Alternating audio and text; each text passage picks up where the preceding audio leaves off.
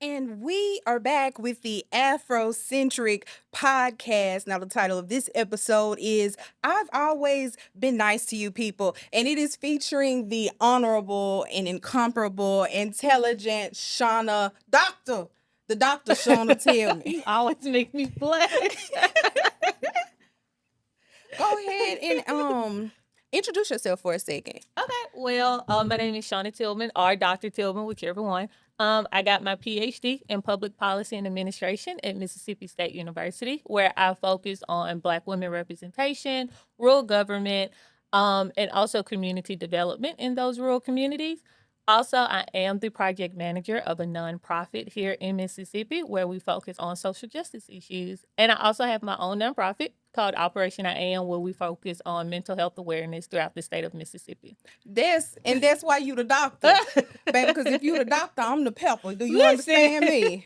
Okay. Now I am so excited and surprised to you guys. We are in HD surround sound. We on DVD, Blu-ray, and Bluetooth, honey. And we are here in the beautiful city of Jackson, Mississippi, and we are recording live from the KD Creative Media Studios. Go ahead and speak to the people, KD. He in the bag, y'all. He is so sweet, so Hello. How's everybody going? Yes, he is so incredible. Now, in this episode, I've always been nice to you people. We will be discussing the nuances of racism, the challenges, and the notion that Black people can perpetuate racial systems and ideologies beyond individual bias and prejudice. Now, this episode is so special because it was recommended to us by one of my listeners, the one and only Wavo Payne. Yes, Wavo is a phenomenal trans activist, leader, all around great sportsman, and wanted us, specifically me, to interview Shonna to talk about whether or not Black people really can or cannot be racist. So we're here and we're live to deliver that to you. And in this episode, we will be talking about whether or not Black people can hold prejudice, whether they can be racist, whether they lack the institutional powers to enforce systemic racism. We will be discussing the idea that racism is rooted in historical oppression by those who are in power. And we really want to encourage our listening audience to use critical thinking skills and examine power dynamics and historical context of racism. So again, I want to thank you guys so much for choosing to be Afrocentric today. I really want to encourage you all to like, comment, and subscribe, and make sure that your voices are heard. Now, with that in mind, let's move on to the next segment. Now, Shonna. Hey. You want to play a game? Okay. All right. Now, for those who do not know, we are going to play America's favorite game, Africa's favorite game. Oh, Lord. And it is entitled Fight, Marry, Kill, African American Edition. Now, for those who do not know, Fight, Marry, Kill is a rendition of the classic Fuck, Marry, Kill game concept. I'm going to give you the name of 3 household figures, and you're going to have to decide whether you would like to fight them, whether you would like to kill them or marry them, okay? Okay. Are you ready? I'm ready. Fight, marry, kill Stephen A. Smith, Emmanuel Ocho Cinco, and Shannon Sharp. Fight, marry, kill. Whew. Yeah, I got you the Coon Roundup special. Okay, so I don't really know much about Steven, so we can go and kill them all. We gonna kill all 3 of them. Can I? Is that an option? You can do what you want to on God's green earth. Okay.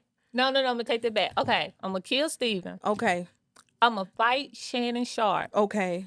No, I'm going to reverse it. I'm going to fight Ocho Cinco.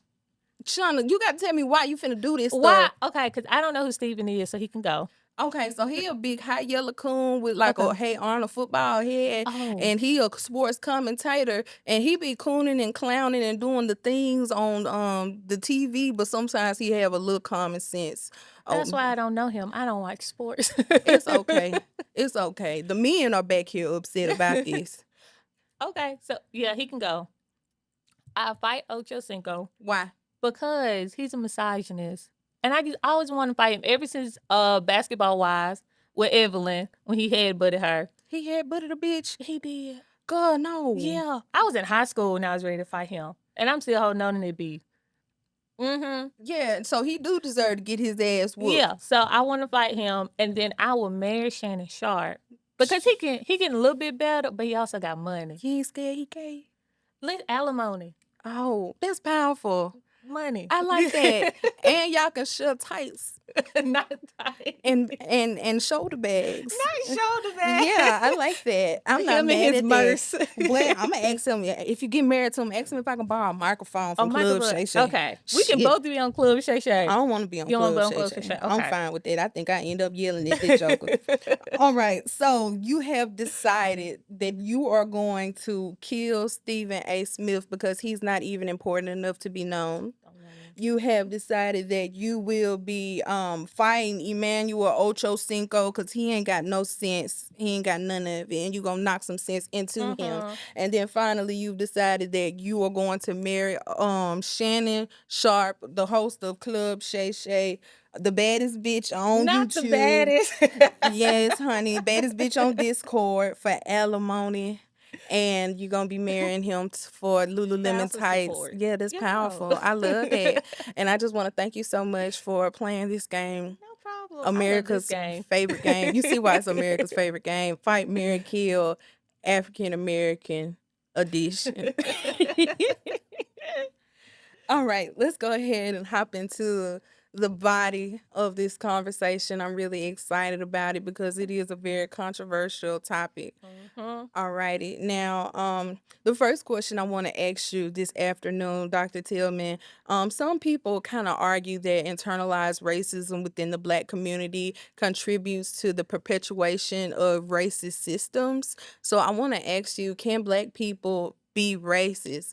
And how do we as Black people respond to claims that Black people can uphold and reinforce white supremacist ideologies, even if it is unintentionally? That's a mouthful. Listen, this is a question I had to digest, and this segment came right on time, but I'll get into why it came right on time. Thank the Lord. But first, let's define racism. Yes, baby. Let's define it. So, according to Webster Dictionary, racism is defined as a belief that race is a fundamental determinant of human traits and capacities that through racial differences produce an inherent superiority of a particular race. And I want us to hold on to that word superiority. Is that what's that mean? You better than everybody else. You better than everybody or else. you think you is. And you have what? Power. Okay. Black people don't got no power. We ain't got no power or no power. deed. No matter how high we climb, no matter what titles we earn, we do not have power. It will always be the white people that have power because they're the ones that came over here, took this land, and established the rules that they wanted to see fit, right? Now, I do want to make an interjection because I would say that Black people have social power. I feel like socially, when it comes to creating like constructs and things like that, we do have power, but we have no power rooted in institutions. Absolutely. So that gets into my next practice. So I watched this amazing movie. It's called Origin. It's based off a book called The Caste System by Isabella Walker. Sister, I thought you were going to say origin. No, Origin. Okay, powerful. Origin. Origin. Or you got to put that R in. Origin. Yes, honey. So break it down. Yes. So basically, the movie and the book talks about how racism is not basically defined in society, but caste systems are. So we are so focused on putting each other's in boxes, and as long as we can build this hierarchy or this caste system within society, then those are the ones that have power. So, Shonna, how old is the concept of race? Race is is old. Okay, how old is old? Old. Let me Google it. It's old. How because old? even if you go back to the Bible days, race was still a factor. Okay, the concept of race came around and into the English language during the 16th century. Okay. Old. It's old. I mean, relatively it is new, but it is old in our time period, right? Okay, so when I always talk about race, I always want people to understand that before there was race, it was religion. So people went to wars for like hundreds and hundreds of years, and they killed people. Like the Christian Crusades or the 300 Years War, like they killed, when white people just killing white people. Yeah. But you cannot look at me and say she a Christian by the way that she looked. Yeah. So and I can't look at you and say you a Jew. Right. That's why in religion, caste systems were made, right? Yes. Because that's where we had to build hierarchy. Somebody had to be better. Somebody had to be at the top. Because even if you watch the movie or read the book, it explained perfectly how we think racism is bad. We think racism does all these things, but if you go to India, they have the same structure. They do. They have, like, there's somebody at the bottom, there's somebody at the top, and somebody has to go. Like, she explained that these people called Dalits, and they are forced to, like, clean the sewage of the city. And they the darker skinned people. And the darkest skinned people. And then in order for them to survive or in order for them to eat, they have to go clean their sewer naked. Yeah. But their superior looks just like them. But they still have to follow their superior in order to survive. And, you know, I feel like Americans don't have a really good concept of a caste system because we didn't really grow up in like a real strict caste system. Yeah. Like, I remember when I first found out that South America was adhering to a caste system and I had no clue. So like, what they call it is a casta, CASTAS. And essentially it's ranked from the pure white Spaniards, those who are mixed with native Mexican and Spaniards. You have the Aborigines, those who are native to that land, and at the very bottom is those who were enslaved in that time period. And they have this concept called making the race pure, and it's something that they would practice throughout the centuries, where they would praise you if you got pregnant. If you was to get pregnant down there with a sombrero and a margarita day and you was pregnant, they say congratulations on you having a baby by a light-skinned man. Congratulations, you purifying the race. Amen.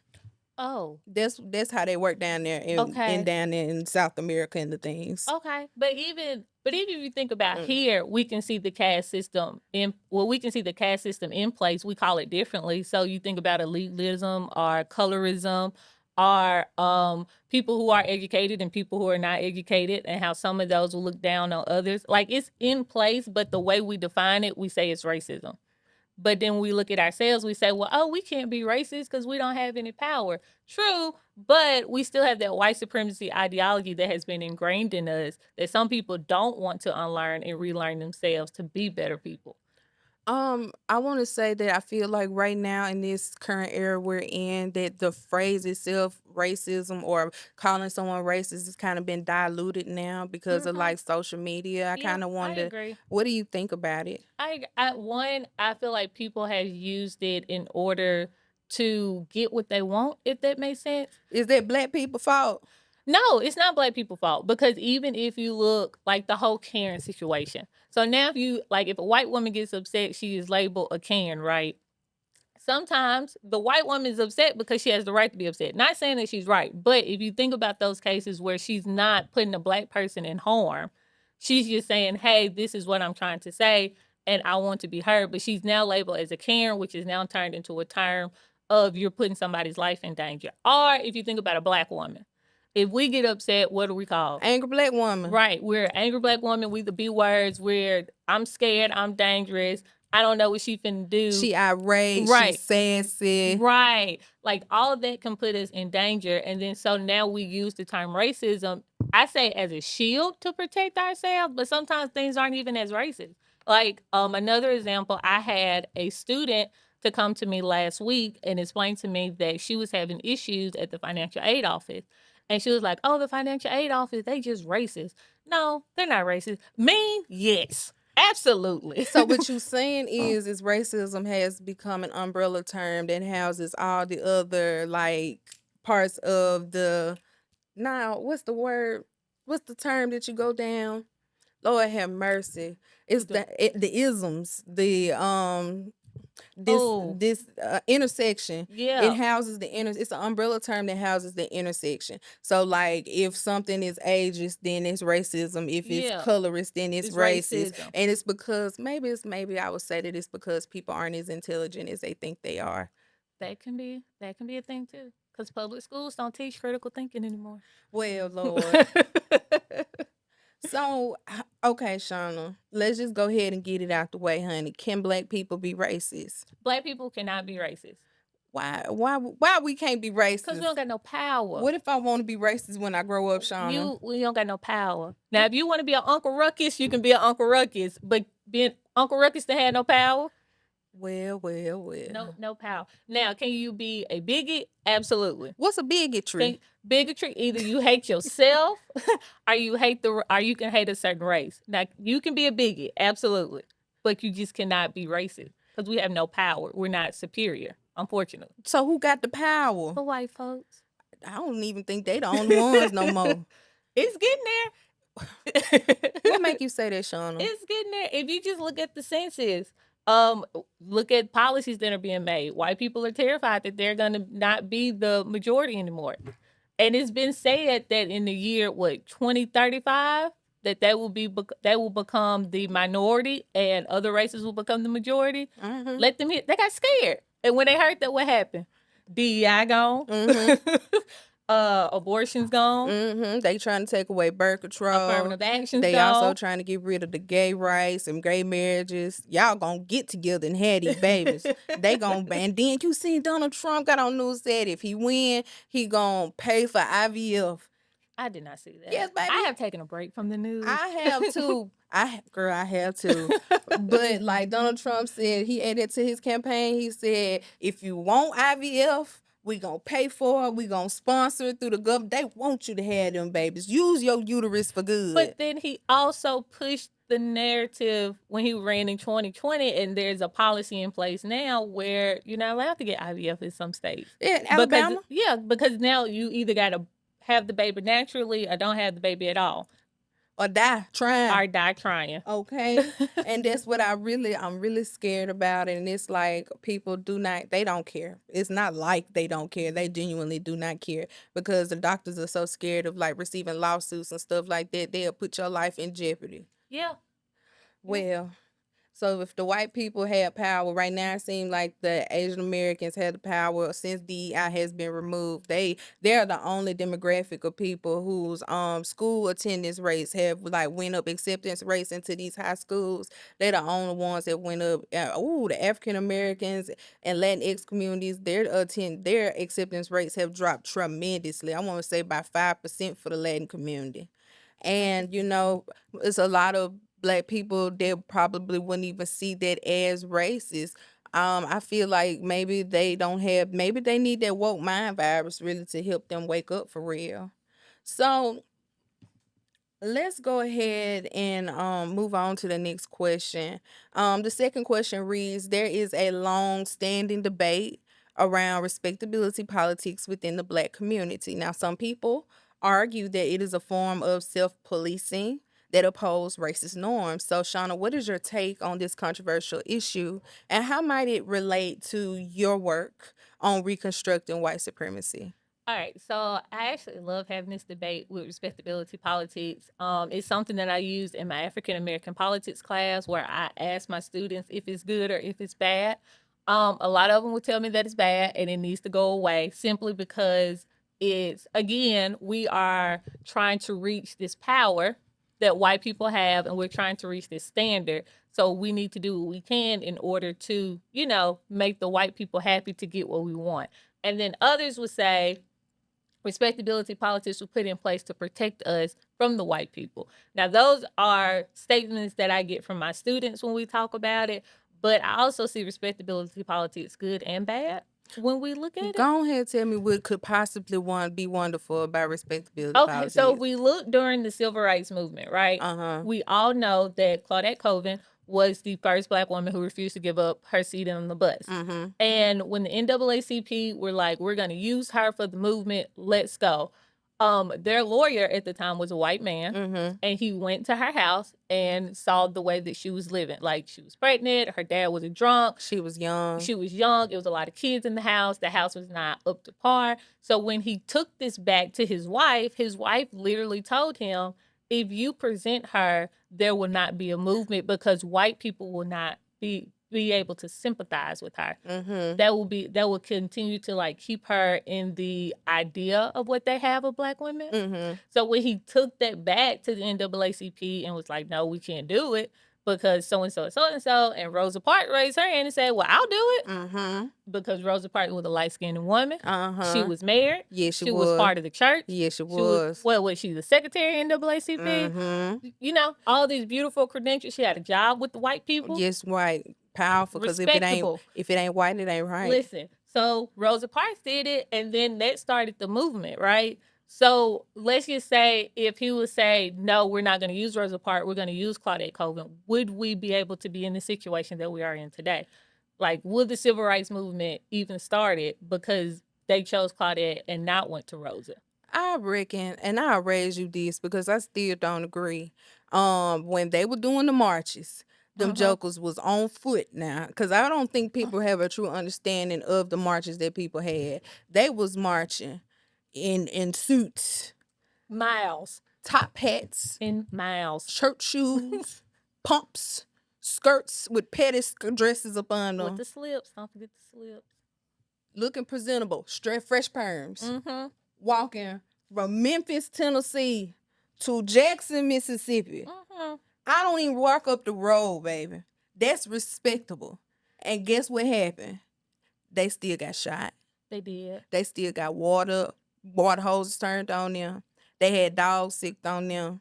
So tell me how much respectability can truly protect you from racism within, like, personal racism or racism perpetuated from an institution, because they didn't give a fuck about them pressing curls. They didn't. But then you also look like from your point, if you also look at it from the standpoint, like, why do I have to follow respectability policies? Because they're going to do what they want to do, right? They're going to shoot me. They're going to beat me. They're going to do whatever their little hearts desire. But I think from our elder standpoint, if we were closer to whiteness as possible, that's the safest we can be. My God. Listen, because I remember even having conversations when Trayvon Martin passed, and the conversation was around Black boys don't need to wear hoodies anymore. All right, if somebody stop you that's not a police officer, you need to do this. Or even now, if you get pulled over, what's the procedure now? Hands on the wheel. Cut the car off, cut the lights on. Listen, record if you can, or call somebody that you know so they can be on the phone with you while you're getting pulled up. Like, those are practices of respectability politics, but it was put in place for people to get home. Beautiful, powerful, beautiful gowns, wonderful gowns. All I'm gonna say is this: repeating the same thing and expecting different results. It's insanity. It is I insanity. get you. Because the first group of people that tried to do that was the Native Americans. When they got on this terrible great land, they changed their last name to Snow.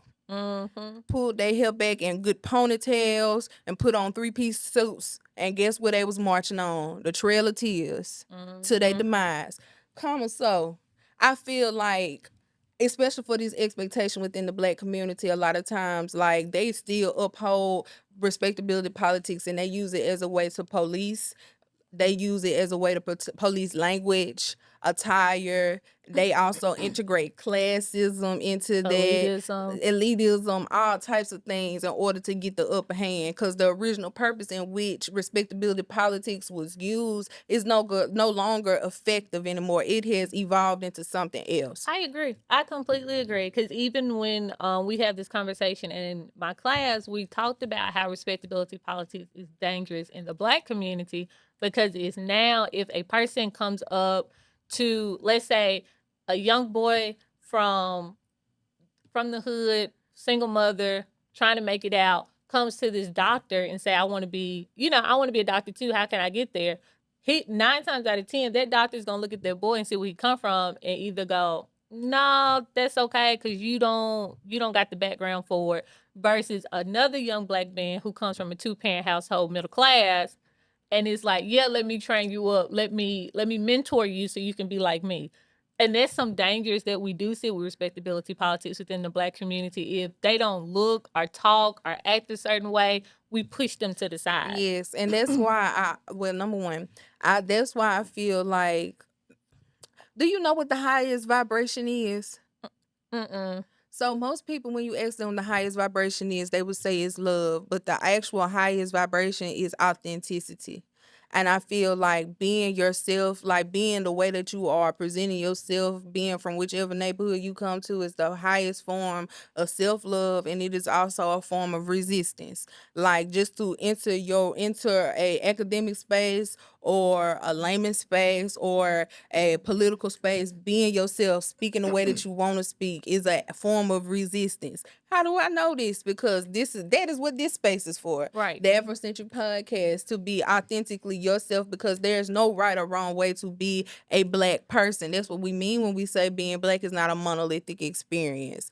It just really, it throws us back, and it's really harming me. So that's why I try to encourage as many people. Like, I seen this joker start law school in sweatpants and a graphic shirt. I'm here for it. I love that. I do too. I love that. Like, you see a Jasmine Crockett, you see someone who speaks in her natural tongue. She sounds like her ancestors, and she is her authentic self. That's way more powerful to me than someone who has been primed and primed and controlled and tainted to fit a standard that is outdated. They ain't even updated them standards since the 1950s, 60s. Now, I can agree, and I say this all the time. We are seeing now the diminish of respectability politics, because your generation and like younger generation, y'all like, forget it. I'm not doing it. Take me as I am, and I'm gonna still get into these spaces that I want to get into.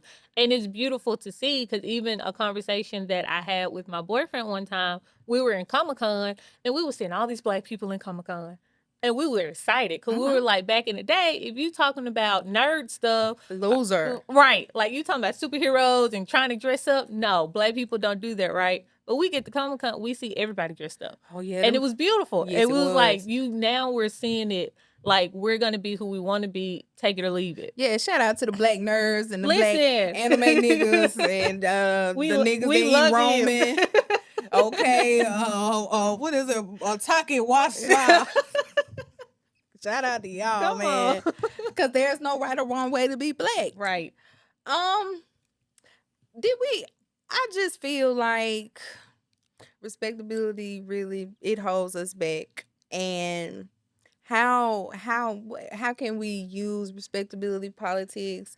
How can it relate to reconstructing white supremacy? That was the question I was kind of stuck on, because it's like, how can it work? Either we take that that framework and restructure it in a way where we're seeing it where it can benefit ourselves, or we just get rid of the word completely and we still walk into these spaces and take over like we normally do. You said either out-white the white people, or we just go in there and do what you do. Go in there and take it. You do what you do, and they'll do what they can do about it. That's powerful. I'm fine with both of them. I'm fine with either one. You do what you can, man. Whichever one works. All right, let's move on to question number 3. So, your research focuses on the systemic nature of racism, but what about intraracial discrimination within the Black community based on factors like colorism or classism or gender? Can these forms of prejudice contribute to the perpetuation of racist systems, even if they are unintentional? Absolutely. Because again, we have been indoctrinated with white supremacy for so long. And to unlearn it is hard. It's absolutely hard. But to relearn who you are is a beautiful thing. And the reason that I said that, because I feel like sometimes when we have these conversations, we have to be mindful that we are in a privileged space. Like, me and you can have these conversations. We know that it's bad. We know, like, it needs to be changed. But if we go talk to, like, our grandma, our parents, and we bring this conversation up, like, we bring classism and colorism up, they're like, no, I saw it when I was younger, but, it's really not a thing. Or you need to follow this way because it is a thing. Or they say these things that fall into classism or colorism. Again, the Black community is an extremely conservative community. It is. Because we so liberated, but I promise you, my lip flipped up when I seen Megan Thee Stallion doing with their pantsuit on at the Democratic Party. The people were mad. And then it's like, we can't say Black people can be who they want to be, and then when Meg get up there and lightly twerk for Kamala, we all uptight and like, girl, you can't do that. She can't. She can't. See? And that falls into respectability politics. And we gonna be hypocrites because we all human. Shoot. And it falls under that because even We didn't need that. she did a light twerk on the stage. Baby in a rainbow 2-piece blue set with a mini tie on and a vest. Listen, she said, "Go Kamala." That's what she said. Woo. Go Camilla. Oh, them jokes. See, Morgan. Oh, them jokes be cutting up so bad, calling her Camilla. And see, that's another thing that Ain't falls Camilla into the late, the queen consort? Ain't that Charles' wife? I don't know that lady name. Oh, I don't know that white woman either. I mind my United States business. She said if she was walking down the street, she wouldn't know who she is. Sorry to Sorry that to lady. that lady. Don't know who she is. My God, today. Come on. All right, focus. All right, we back. But yes, those kind of things that are dangerous to the Black community. You make the perfect example when we talked about Megan. But even another example is like when my mom was younger, she had red hair. My mama did too. They called my mama red. Yeah, they called her red, fire truck red. Like it was red, it was coarse. It was big. She had big, coarse hair. And she got picked on for it. And then she was also light-skinned, like super light-skinned. My mama was too. Yeah. So even like she got bullied because of that. And I think sometimes she took that in. And she became colorist.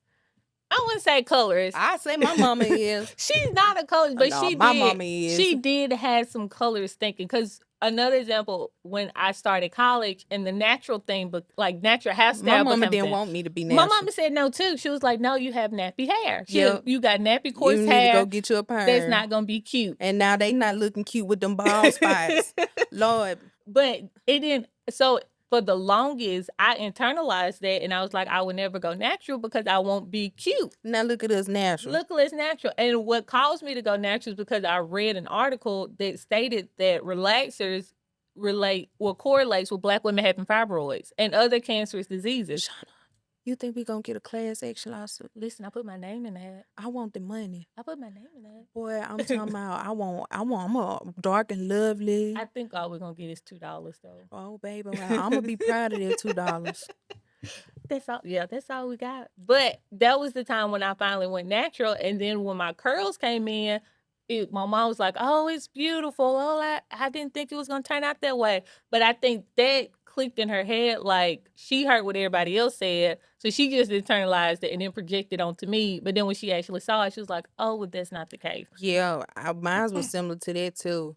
A girl had left a perm in my hair for too long. She didn't wash it out completely. Yeah, my hair fell out.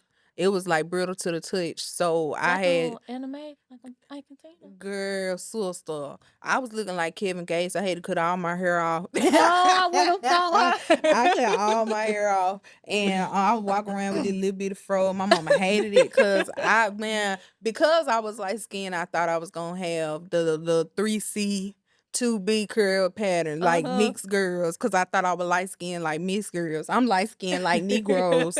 My hair did not curl up, and my mama hated it. And then my sister ended up going natural, and she's even better naturalist than I am.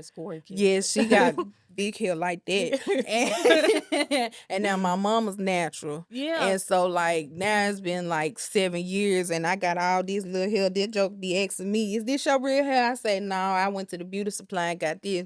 That's what you tell them. Mm-hmm. Stupid questions. I like to lie. Answers. You got to keep them on their toes. I feel like colorism is becoming a problem. I think the biggest problem is the fact that people are now know that they're being colorist and they're doing it, especially on like social media. I know you're not on TikTok, but the rest of us are. There's this girl on social media by the name of E. Kane. She is like 22. She got 2 kids. Her baby dad is 32. He beating the brakes off her ass. All on social media, all on TikTok, cutting up sideways. Ain't nobody saving her? I mean, hell, they send her money on TikTok. What more can they do? Oh, my God. She got some little nephews and brothers that come up there and break it up for them, but she always going back. The thing is, she is like one of the biggest TikTok creators because she does wigs and she applies wigs. So, like, she recently got called under fire probably about 2 months ago because she was talking about a dark-skinned girl. They got into an argument and she said she was jealous and she called her ugly. She was dark-skinned, X, Y, and Z. And it's just like, damn, she lost like a couple thousand followers from that comment alone. And it's because it's insufferable. I think that now it's getting to the point where being dark skinned is kind of becoming like, yes, it's celebrated, but I almost feel like it's getting to a point where it's being capitalized. Absolutely. I don't want to have this conversation because we two yellow motherfuckers sitting up here talking about it. I don't want nobody to sit up here and get mad at me. But I see how people are capitalizing and trying to make money off of it. Absolutely. Because, again, white people going to find a way to make their money. It's these damn music artists too. They going to find a way to make it. But who's over the music artists? Jewish people. Mm-hmm. The white man. Mm-hmm. So they going to find a way to make that money. Because even, I can't think of the name of the movie. It was, I've drawn a blank. Cause Chris Brown still not letting dark skinned bitches into his section. No comment. He not. He not. It ain't no amount of money that you can pay Christopher to let anybody in like that. He ain't gonna let nobody like me in either. No. But you know, a lot of performers do that. Like before you go into their little VIP section, they have their person like spin them around, see what they look like. Let me look at your hair. Let me see if you light skin or dark skin. Either you can go in or you not. Nasty behavior. And what is that? There's really massage noir, if you ask me. But it is misogyny in general. And, you know, I'm sick of talking about the music industry. I'm ready for it to come on crashing down. And I wanted to take down other genres of music, too. Because I told you, I'm sick of all these black people getting exposed. And it ain't nobody of no other races getting exposed. And I know my black people ain't the only one doing wrong on the internet. Listen. Because I feel even conversations like that, like I don't want to get into a deep dive about denial organizations, but even when people were denouncing and saying all denial organization is the devil, but nobody's saying anything about these white sorority and fraternities that's been here forever. I don't want to get into a deep dive, but I get into it because they put their members in dog cages. Listen, but I'm like, that's anti-black. Why do y'all continue? And it be our own people. Why are y'all dogging out organizations, but y'all not saying anything to the white organization? I feel that like is anti-black. It is. I feel like we set the standard. I almost felt like we expected them to follow suit, but they did not. But all this stuff them D9 doing is because they probably got influenced by the original, because they've been here since the plantations. Them sorority fraternity been here since the 1800s. It is ridiculous. And I don't understand. I don't think I could ever put myself in a position to be black to go into those white sororities and would have to perform all day. Now listen, watching Bama Rush TikTok is my guilty pleasure. I enjoy it. I don't know what it is about seeing these white women and these black women getting all dressed up to get into these sororities, but it is a guilty pleasure of mine. Yes, girl. But I've seen more black women go into these sororities and they over-explain themselves as why they're doing it. And then their first thing is, I feel more comfortable with them than I would in a group of black women. And I'm like, believe why? that. I believe that. Why? Let's talk about it. What is this inner hate that you have? That's exactly what it is now. It is inner hate. I'm pretty sure because, you know, all of the wealthy people moved out of black neighborhoods. Like and they moved into them suburbs. So that's what they grew up doing. And like even on the flip side, we could talk about the athletes that grew up in the suburbs and stuff. They the ones marrying white women. They the ones anytime they getting ready to go pro. They the ones with white women sitting up there around them and they one black mama. But you see, white women strategize. They're taught in high school, like how to get your rich husband and stay by his side until you are comfortable enough to either move. That's the only reason why they go to college. Yeah. When I learned about the MRS degree, I was done. What's the MIS degree? What's the MRS degree? So what they do, they send their daughters to college. They tell them what majors to pick. So it's either education, nursing, business, and I think PR. Something soft. I believe that. Something soft. And I'm sitting up here with a hard degree in history. Listen. But they make them pick like not an easy degree, because no degree is easy, but they make them pick one of those degrees where you can, you know, entertain your boyfriend enough to where he'll marry you before you graduate, so you won't have a lot of work to do, or put you in those spaces where you can meet your husband. That's why they push them into these sororities too. And then if you don't get married by the time you graduate, Your family members like, what's wrong with you? What you do? Well, what did you do? Are you a bull Ma'am. That's what they gonna add. That's what they be saying when they get home. I know Katie and Beth and Ann and heard all that shit, girl. Yes, baby. They be cutting up. But these are all of, you know what? And before we close this out, I just want to say that the ugly head of self-hate within the black community has really reared its head within like this election season. Absolutely. And I don't feel like it would be smart of me to turn away from this conversation without talking about it, because you jokers hate yourselves and y'all have been letting us all know very loud and proud. They what are they calling it? They far white. They done went to the far white. Okay. Yeah. And like seeing all of the like real life hate against Kamala Harris, not that we support her or anything, but like I still feel a sense of camaraderie because she is a part of us. She's not African American, but she's still black. She's still black at the end of the day. And she not a felon. She don't have 34 felonies, twice impeached. She ain't nowhere near what Donald Trump has gone through. Mm-hmm. And I'm literally seeing black, because we expect this ignorance from black men, but seeing black women just crash out, like straight out say how much they hate her and all this other stuff, it is disheartening. And I think that goes back from us being in this privileged space, because if you meet black women who support Kamala, they're typically educated. Mm-hmm. They're real versed in politics. They have a status or stature about them. But if we go, let's say we go down the hierarchy of the educated women, those are the women that's like, F Kamala, she a criminal. She put black men in jail. No, she held black men accountable. Let's get it right. Yeah. She did not put black men in jail. She held black men accountable for the actions that they did. Please research. I do feel like it's evolving even from that though, because you have that Michaela girl that spoke at Donald Trump's or what is it? The RNC? Yes, mm-hmm. The Michaela girl, she didn't sound stupid to me. Now that you gotta remember Candace Owens too. I know they not stupid. I've been trying to watch Candace stuff just to see what she talking about. You know she don't be wrong about everything. She trying to come to the other side, because some of her points be on point. And I be kind of scared because I be kind of agreeing with her. Don't do it. I know. It be some things, not all things, some things. Don't do it.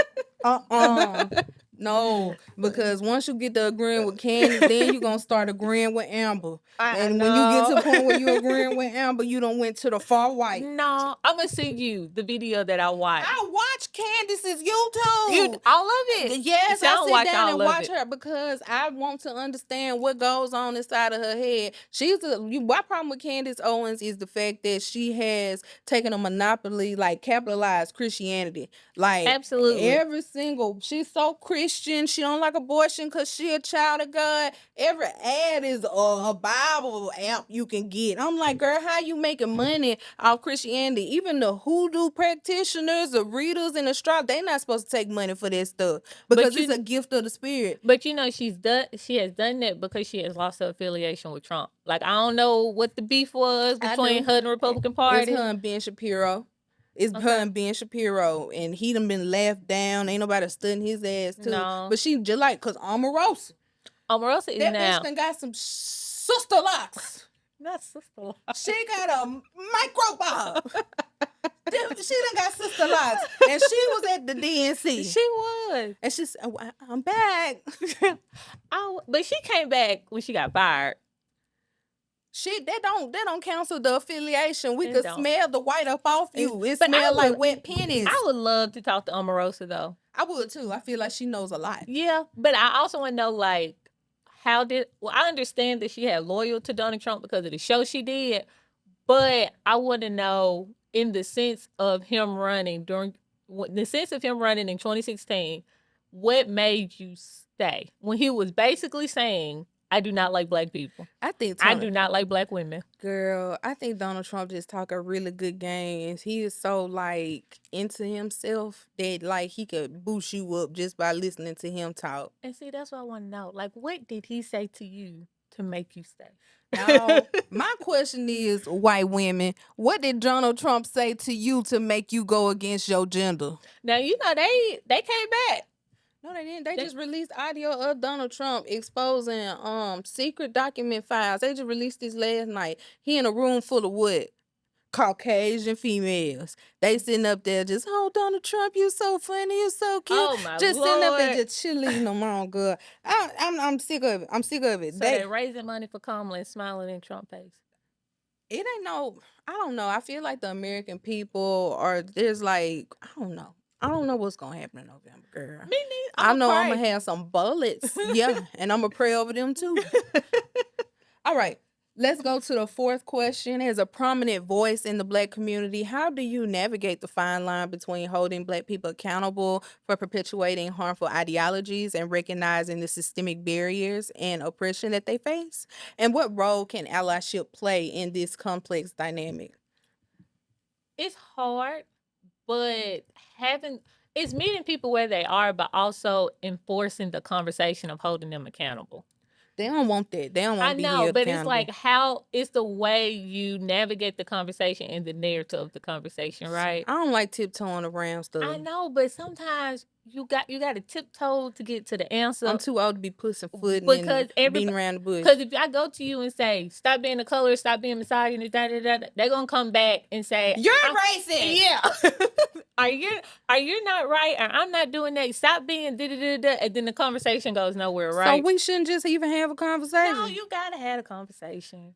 I reckon. That's what we here for. So what the conversation going to be like, Shonna? It depends on who you're talking to at the moment. I know even now in the work that I'm in, talking to people about voting, people who don't vote or people who have no interest in voting, like, those are hard conversations to have. Especially right now. Especially right now, because now they're going to, well, I don't vote because I don't trust them. Okay, but we don't have to focus on a presidential election. What about them local elections? Yep. The ones that actually affect you. Let's talk about them. Oh, I don't vote for them either because I don't trust them. Well, if you don't trust them, you have the power to vote them out. I don't believe my vote counts. Your vote does count. Yes, it does. It has been proven time and time again. Every vote counts. It's really like you really have to sit down, eye level with them and be like, okay, let's digest this one by one. It's hard because people have lost trust in the system and they don't trust the government. That is true. They don't trust institutions at all, and I don't blame them. They don't. But I feel like even as a community or even as a nation, like once we understand the power that we hold, I feel like we can actually change the way the systems are made. Like even when I had the opportunity to work in Georgia in 2020 for the Senate election, and we changed Georgia blue, right? No one would think that would happen, but it was the conversations that we were having during COVID. It was the death of George Floyd. Death of George Floyd. The Zoom conversation was having. Me Too movement. Yeah, but we went into those spaces not saying, hey, we know everything. This is what you need to do, and this is why you need to listen to us. We just sat there and listened. Yeah. And then once they talked, we was like, okay, well, now I have a solution for A through Z, all these problems you done laid out on my plate. Let's talk about them one by one. Yes, and that's always my key, is always to be a solution provider and not someone that just brings up questions and issues and nags about them. Because I feel like that is another big problem, is people don't have that will to do. Yeah, and I hate complaining. I do too. I tell my nephew all the time, don't come with me with no solution. Yeah. Actually, I'm going to get that tatted on my forehead. Not your forehead. Big Amber Rose energy. I'm not off her forehead yet either. Okay. Let's move on to the last question. Okay. Your work challenges the traditional understanding of racism as a solely individual prejudice. If we redefine racism as a systemic issue rooted in power dynamics, how might this shift our approach to addressing and dismantling racist structures within society? I have a lot. I'm trying to figure out how can I shorten this. Let the Lord use you. I think one, and a lot of people would disagree, but I feel like one, we need to focus on our community first. And that's what we need to talk about. Let's focus on how can we break the caste systems or the structures within our community first.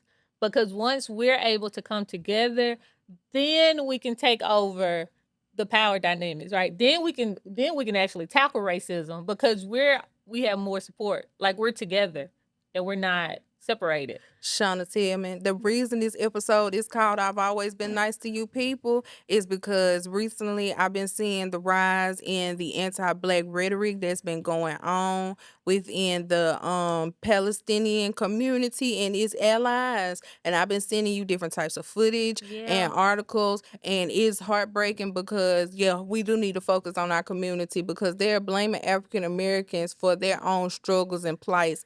And they upset because they feel like we refuse to continue doing allyship with us. In fact, they saying if we are voted for Kamala Harris, they don't want our support.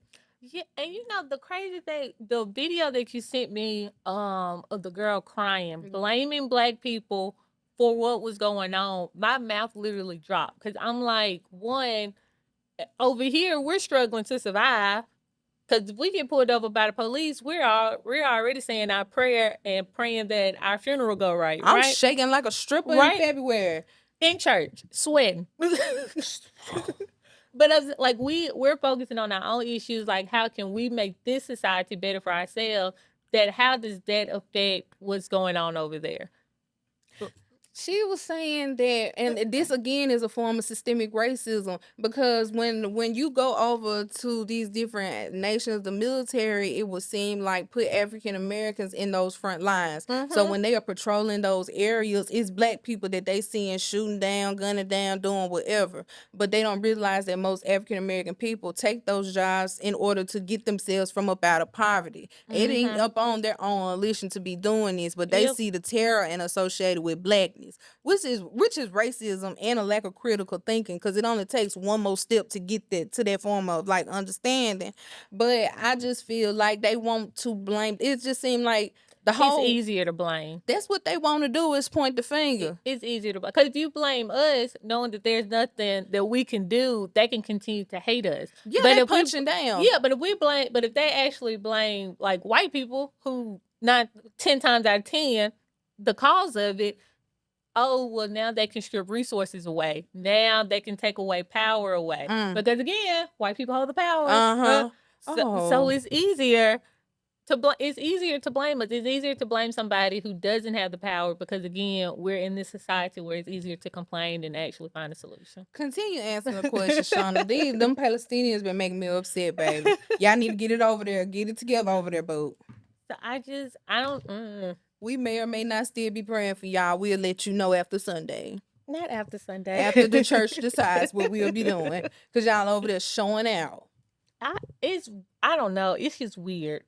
It's weird. Because we've always been nice to them people. We've been we've been protesting since what, January? It's not even that. We understand that in the 60s that Malcolm X like purposely went over there and created relationships and built the Rainbow Coalition over there that happened in Chicago. Like the Black community has always reached out, started and maintained relationships with different minority groups. Whether they were severed over time usually don't have nothing to do with us. So I just feel like it's malarkey and they need to be focusing on their people and not trying to point fingers. Y'all need to be focusing on survival.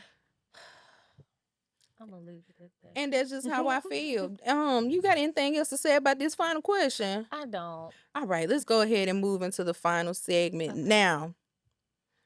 And we are back with the big Black shout out, the blackest shout out in the world. For those who do not know, the big Black shout out is an opportunity to help circulate the Black dollar back into our communities and for audience members to find out about Black owned hidden gems. So, Shonna, who would you like to shout out today? First, I would like to shout out my own nonprofit, Operation I Am, that focuses on mental health awareness throughout the state of Mississippi. Our main goal is to provide free therapy for those who cannot afford it because everyone who needs the help should get it, and therapy should not be a luxury but a necessity. That's powerful. I love that. Shout out to Operation I Am. Y'all lit. Thank you. My second one would be the Mental Shampoo that's hosted by Key Marcane. He actually does his podcast in this studio. So shout out to him.